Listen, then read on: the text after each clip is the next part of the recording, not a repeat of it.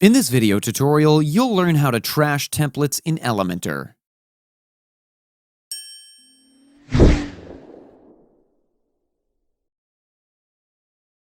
Elementor is a great plugin to use when you want to create attractive pages on your website. It gives a lot of customization options that make it easier to edit pages in WordPress compared to the default WordPress editors. First, you need to install and activate the Elementor plugin. I've already installed it. But if you need help installing a plugin, then we have a video where you can learn that as well.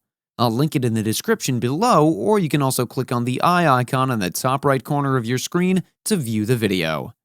To trash the template in Elementor, all you need to do is hover onto Templates and click on Saved Templates.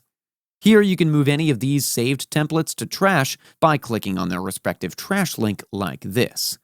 You can see the templates have been moved to trash.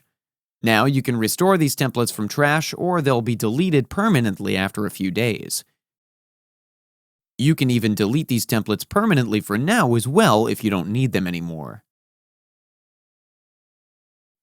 And that's how easy it is to trash templates in Elementor.